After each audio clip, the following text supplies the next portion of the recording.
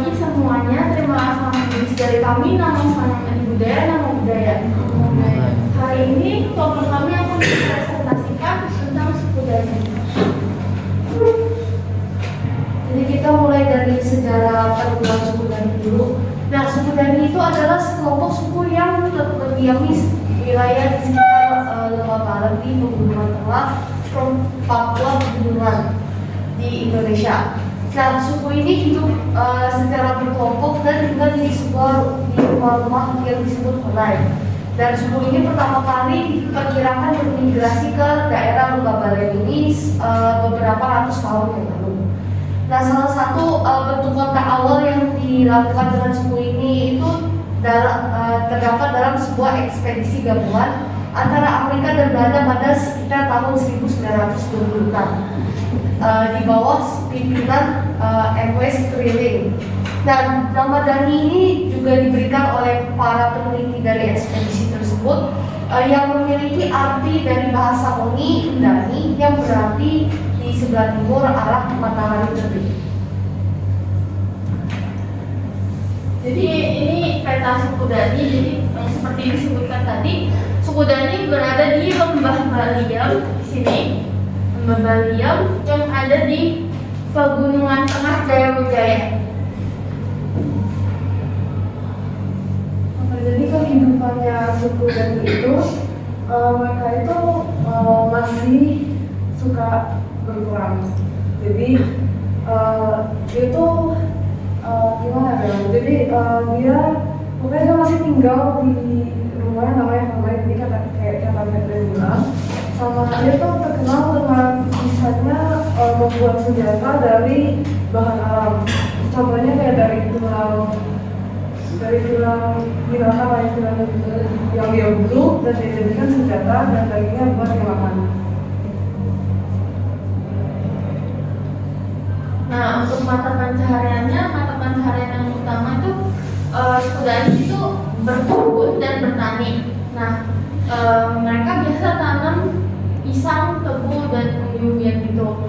Tapi kalau ada mereka juga ada mata pencaharian yang lain seperti beternak. Mereka biasanya beternak babi. Oke, jadi untuk kepercayaannya sendiri, mayoritas 95% itu beragama Protestan dan Katolik. Mungkin saya mau ambil sesuatu dulu. Sedangkan untuk minoritasnya ada yang beragama Islam, animisme dan dinamisme, dan totemisme. Ini mungkin yang kalian jarang tahu ya. Jadi totemisme merupakan suatu kepercayaan yang memang sempat dikembangkan oleh sosiolog Emil Durkheim sama James T. Caesar. Nah, totemisme ini itu mereka ini percaya bahwa ada daya ilahi luar dari manusia seperti hewan, elang, ataupun burung hantu. Kalau kalian di cover atau di mana-mana, kurang lebih itu seperti ini. Kalian pasti pernah lihat kan ya? Nah, ini salah satu contoh yang contoh. Kemudian konsep kepercayaan penting yaitu auto. Dia mereka percaya bahwa nenek moyang mereka ini memiliki kesaktian dan diturunkan dengan garis patrilineal. Nah, ada 3 kesaktian. Yang pertama itu untuk menjaga alam, menyembuhkan tanah, dan yang terakhir untuk menyembuhkan penyakit yang menghalang darah. Lalu kita masuk ke kebudayaannya yang akan saya jelaskan sistem kekerabataannya dan juga ada pernikahan mereka.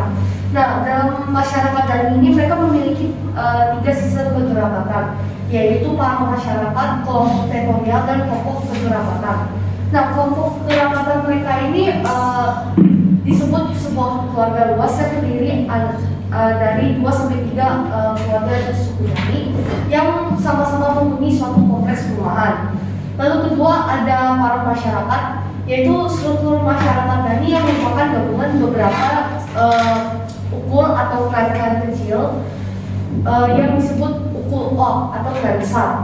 Lalu ketiga ada kelompok teritorial, yaitu kesatuan teritorial terkecil mereka dalam masyarakat, dan suku bangsa Dani adalah kumpulan sepuluhan atau umat yang dihuni kelompok keluarga luas yang bersifat patrilineal, yaitu diturunkan kepada laki-laki.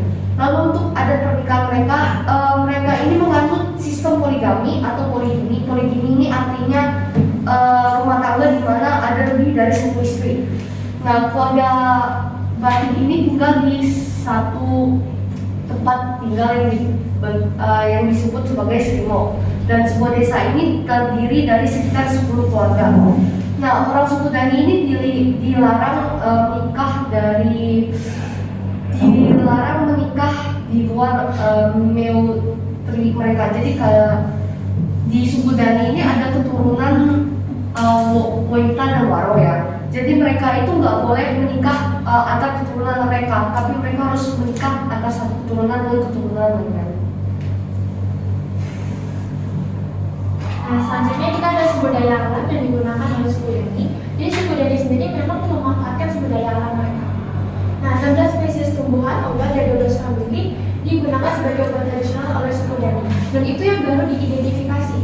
Nah, untuk jambu biji sendiri kita pasti tahu lah ya, karena kita suka minum jus jambu biji. Nah, mereka ini menggunakan jambu biji untuk obat diare, kemudian berbicara bumbu yang umbi-umbian untuk konsumsi kesehatan mereka. Dan ini sendiri dipercaya dapat memperlancar persalinan untuk ibu hamil. Nah, kalau buat merah ini banyak manfaatnya, menghindari HIV dan AIDS bisa, menghindari jantung koroner juga bisa, menghindari kanker juga bisa. Nah, menganggap tepatnya daun menganggap dengan ditambah kulit yang luka gitu ya, dapat mempercepat penyembuhan. Oke, keunikan dari suku Dani itu ya tradisi memotong jari. Jadi dia tuh menandakan kalau misalnya tuh dia memotong jari itu simbol dari kesembuhan saat hubungan antar keluarga. Tapi mereka juga percaya bahwa kalau misalnya nih jadinya dipotong, terus kan kayak berdarah gitu kan. Nah, jadi arwah yang orang baru meninggal tersebut, jadi maka still menetap di rumah online tersebut. Jadi sampai jarinya tuh sembuh, baru arwahnya pergi gitu.